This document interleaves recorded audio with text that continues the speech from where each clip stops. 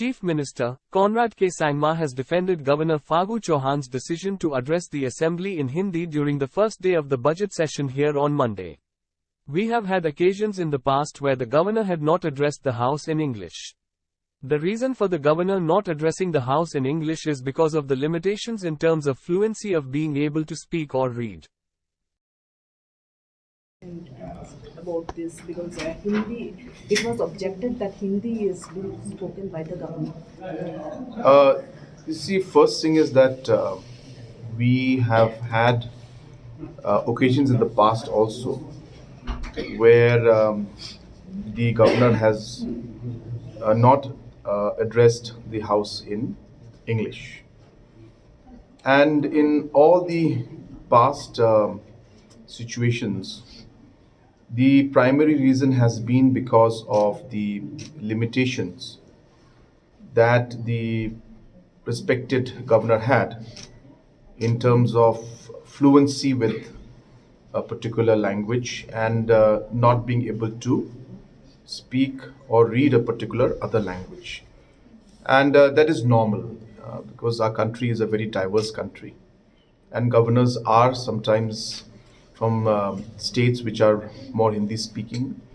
And as per the governor's capacity at that point in time, the past governors have also requested that they be allowed to speak in a language or read in the language that they're comfortable with. And that is the reason why the Honorable Governor, because of his limitations with English, had requested and that he be allowed to read in Hindi, and the English version of the entire governor's address was placed in the House for the members to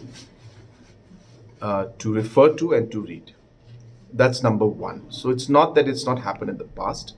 Number one, it has happened. And more importantly, number two, it is not because they desire to speak in not in English and in Hindi, but it is because of the limitations that they have at a personal level, because of which they are not able to speak or read or their speech in English. So that's the first part of the entire point. Second is that when the governor is speaking, it's a very kind of a sacred and constitutional responsibility, and the governor is reading out the goals and objectives and the vision of the government, and this is something that is a moment that is very, very, as I said, it's very, very constitutionally very high, and one should not take it in a very light manner. So therefore, when a proceeding like that is taking place, when the Honorable Governor is going through or reading out the governor's address, there should be a certain level of respect that needs to be maintained. Decorum needs to be maintained in the House. And if there are issues and concerns, that is not the moment to bring out those concerns, especially when the governor is on his feet, or at least in this he had excused himself and he was reading his speech sitting. But point being that while he is speaking, it is very wrong and sets a very, very wrong precedent and a very strong example, and is in one way disrespectful to the chair of the governor when you interfere while he is speaking. So that was not correct, as I said. Third is that the issue of saying that our own language should be promoted, and the fact that we should ensure that our identity should be maintained. These things are important to all our members. All the political leaders have always maintained that our identity, promotion of our language is important. But bringing that into a situation now when the governor's address is being given, and because of limitations, he's not able to speak in English. is again incorrect. And therefore, combining these two and connecting these two dots is completely unfair to the Honorable Governor. And hence, for the Honorable Governor to be speaking in the House in a different language, which some of the members may not understand, does not mean that this House or he or anybody is disrespecting the local sentiments or local language. But in today's world, there are complications. In today's world, if today any of our members, our honorable members, were to go to any other state that does not speak in English, and suppose our members were told to speak, and they was told if you don't speak in Hindi, or if you don't speak in, say, if they happen to go to Tamil Nadu, and they're told you cannot speak in any other language except Tamil. Obviously, these kind of things cannot happen. We are in a global world, and language is something that just happens to be a way of communication. Just because a person is not able to speak in a particular language does not mean a person is disrespecting our people or our language. And it is wrong to draw to that conclusion that just because a person spoke in that manner or in a particular language, that he or she is disrespecting our people. As I said, there were limitations, and that's why this happened. So it is not correct to connect these 2 points. And as I said, there'll be many situations in which some of our honorable members who are not able to speak, say, in Hindi, may have to go to Delhi and may have to meet honorable ministers in Delhi to get different support for their constituencies and for the state. Now, if you go there and then suddenly the minister says, if you don't speak in Hindi to me, I will not listen to you, you cannot enter my room. That's not the way things work. We have to realize, we have to be mature about the entire thing. And as I said, this is a global scenario, a national scenario. As I said, just because a person is not able to speak a particular language does not lead to the conclusion that they are disrespecting. So hence, one has to understand that there are these limitations, and obviously we need to work with these limitations. And the Honorable Governor, not by choice, but because of the limitations, he had to speak in Hindi. So it would be wrong, as I said, and incorrect to jump to that conclusion. Lastly, when it comes to the entire issue of, the entire patriotism that we all talk about, I also want to make it clear that we have to remember that each and every one of us here, be it any tribe, any community, any language-speaking community, obviously we all love our own people. We have a sense of patriotism in us. But having that sense of patriotism and love for our people doesn't get stronger just by hating others, or by bringing down others, or by bringing comments like these that you cannot speak in this language. It does not strengthen your patriotism. It just creates the negativity which is not healthy at all in our society. And hence, loving your own people is one thing, but loving your own people and hating others is again another different thing altogether. That is not the kind of culture that we would like to see, especially in the assembly.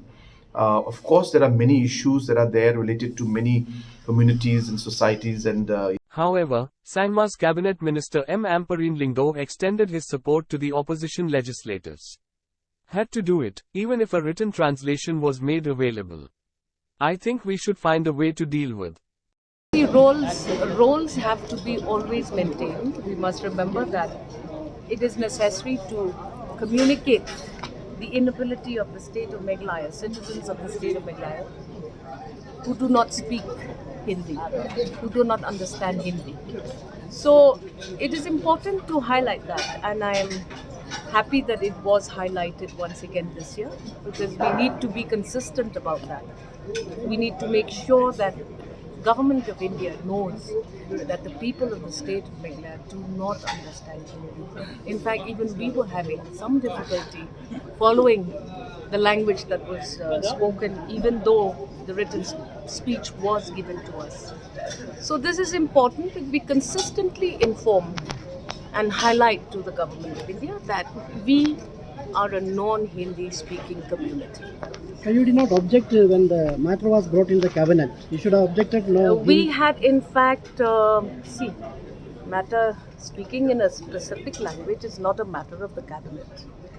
This is something which we anticipated will happen. Not necessary that it was discussed in the cabinet, but there is a language barrier. The Honorable Governor cannot speak any other language but Hindi, and what was done was done. You earlier you were in opposition in 2018, and we saw that it was only you who came forward and who opposed. But this time you did not oppose. Is it because you are part of the ruling? Roles. No, roles change. Roles change. Just because Ampareen has gone to government, that does not mean that opposition shall not highlight it. So we must be grateful that it was highlighted. Despite the fact that our roles in government change. And it is not unusual for roles in government to change. It's not as if I'm in government, so I should also rise. I have to maintain the protocol, but I'm happy that it was again highlighted. And government of India should take note that they should send governors who would preferably speak the language that is spoken by the people. To speak more than that will be irrelevant at this time. We just have to continue to project this to the government of India, and it's fine to project it. It's fine. And I could not have obviously risen, but it is an important point to raise. Yeah, this is the second time that they are sending a government So Is there an attempt to impose Hindi language on you? Listen here, let us not just speak beyond now.